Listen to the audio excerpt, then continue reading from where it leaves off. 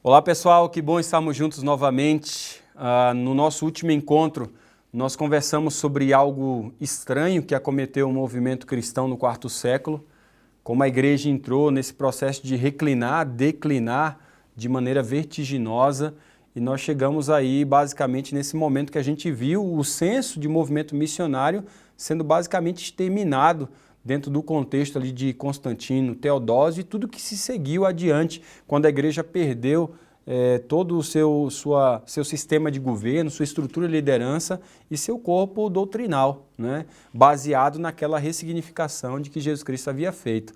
Os elementos dessa morte é muito importante para a gente saber o que acontece com a igreja quando ela entra em processo de declínio. E por isso, na conversa de hoje, nós vamos falar como a reforma protestante, ela de certa forma deu start para o resgate direto de movimento e como isso foi intensificado no movimento adventista, né? Como que a igreja adventista, nos seus primórdios, ela deu continuidade ao lema da reforma, né? Que é aquele lema da eclesia sempre reformada, né? A igreja sempre se reformando. Então, nessa nossa conversa, a gente vai falar sobre o resgate parcial do senso de movimento na reforma e o resgate de ímpeto de movimento dentro do adventismo. Sabe que boa parte das igrejas, elas basicamente desconhecem a história do movimento adventista? É isso que eu tenho percebido, por isso que a igreja levantou um tempo atrás aquele movimento Eu Conheço a Minha História, né? Aquele projeto Eu Conheço a Minha História, que era para ajudar os membros a conhecer a história do seu movimento, porque quando os membros não têm raiz, eles não têm história, e quando não tem história, não tem vida, eles não defendem uma causa pela qual eles estão inseridos. Então, essa é a razão porque a gente tem também tanta gente saindo, abandonando a igreja adventista, muitos deles porque não conhecem as suas raízes. Isso, de certa forma, enfraquece o nosso ethos de movimento, quando a gente desconhece a nossa história. Normalmente eu faço uma brincadeira, né? Eu coloco uma tela com vários personagens atuais, eu coloco aí Moro, eu coloco o presidente do Senado, algum ministro do STF, o presidente do país, algum cantor famoso, e todo mundo sabe o nome, mas na hora que eu coloco as fotos dos pioneiros, as pessoas só conhecem só Ellen White e quase nenhum outro mais. No fundo, elas conhecem mais das pessoas, que muitas delas que elas conhecem não dizem nada ao mundo, não trazem nenhuma grande contribuição, do que, na verdade, a raiz, os pioneiros daquilo que ela faz parte. Então, as igrejas elas acabam desconhecendo não somente os seus pioneiros, mas a causa que dá fundamento à sua existência, né? E boa parte dos adventistas, eles veem apenas a igreja como um movimento de resgate de corpo doutrinal. Normalmente, as pessoas quando vão falar da igreja adventista, a igreja de restauração de verdades, mas raramente as pessoas articulam que ela também veio para fazer o resgate do sistema de governo, da estrutura de liderança. Então, o resgate integral desses três elementos é que faz da igreja adventista um movimento de crescimento exponencial.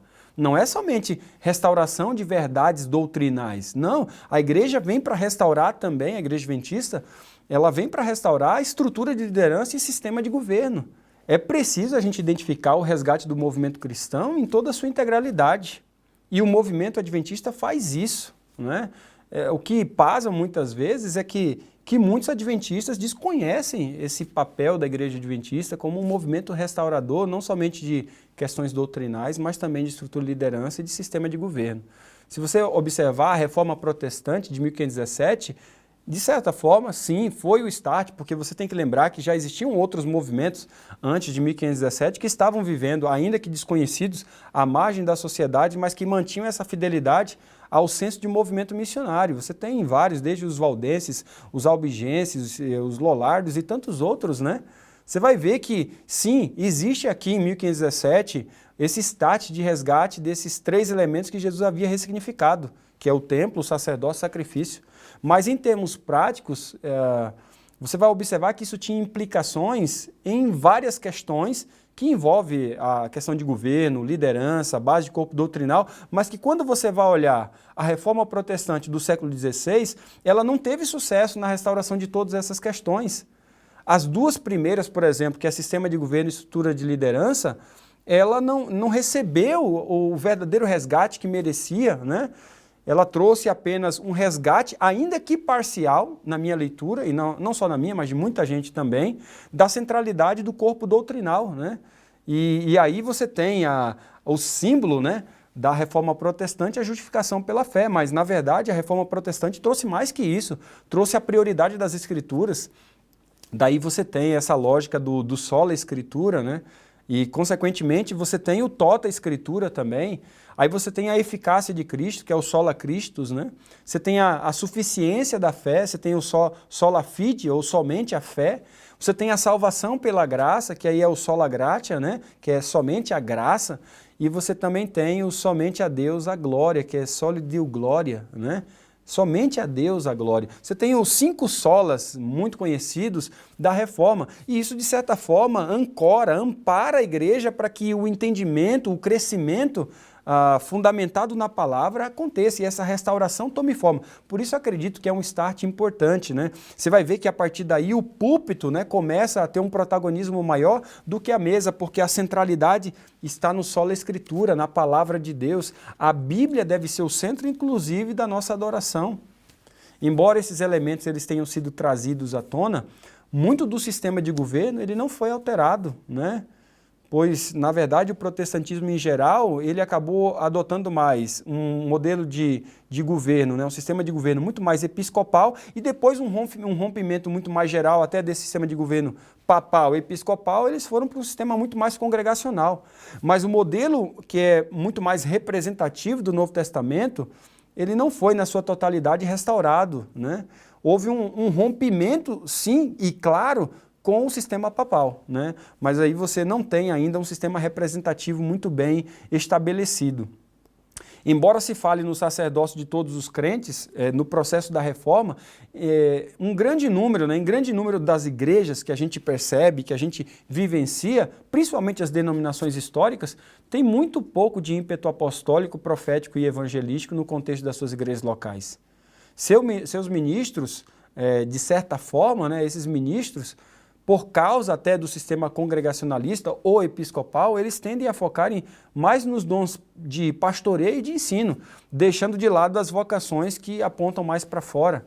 Eu digo parcial porque também, muito embora você traga de volta as doutrinas importantes, a questão crucial é o método teológico. Esse método não foi alterado.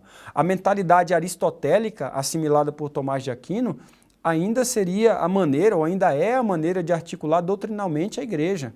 Nesse sentido, o maior legado do adventismo não é somente o resgate das doutrinas, como o sábado, a lei, a imortalidade condicional da alma, mas é, acima de tudo, o resgate do método teológico que não é platônico. É um método não platônico, não aristotélico. E por esse motivo, né, quando eu falo platônico, aristotélico, é aquele que divide, faz a diferença entre secular e sagrado, entre o mundo físico e o mundo metafísico.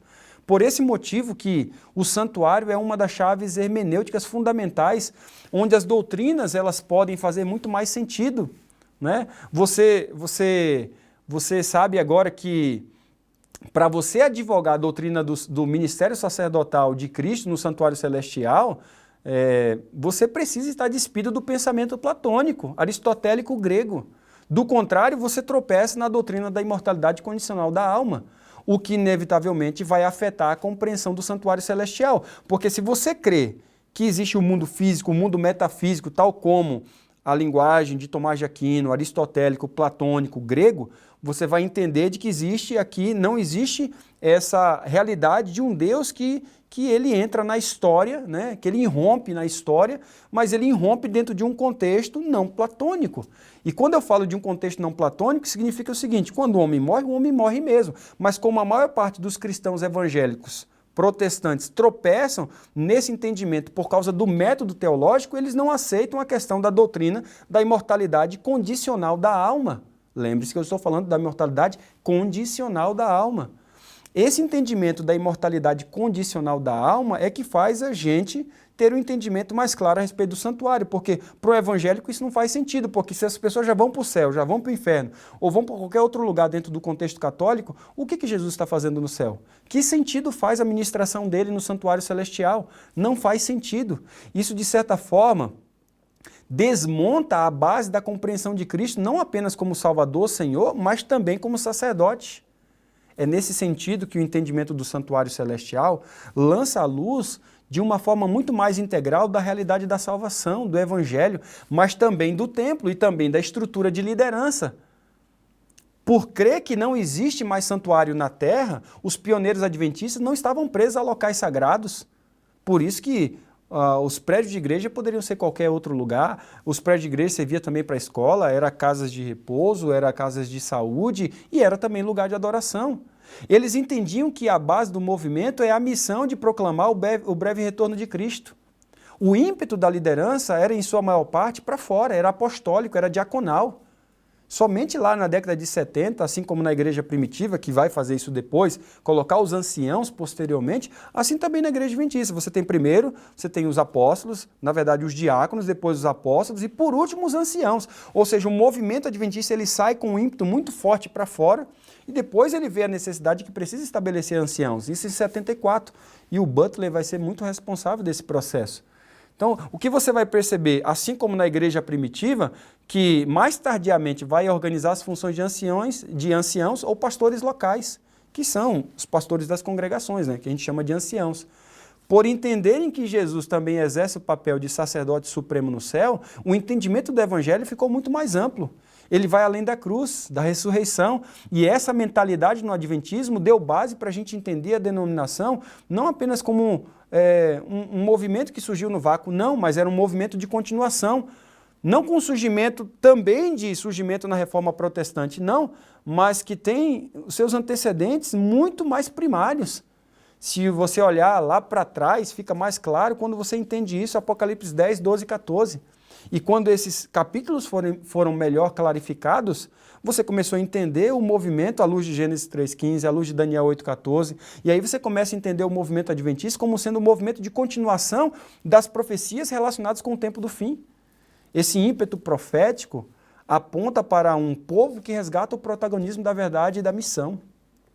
Essa é a razão porque nós nascemos num contexto de grande devoção bíblica e oração, que foi o pietismo e os grandes reavivamentos americanos, ao mesmo tempo que a gente também nasceu num contexto missionário, contagiante de pregação ousada, que foi o movimento milerita. Essa foi a base do movimento adventista, né?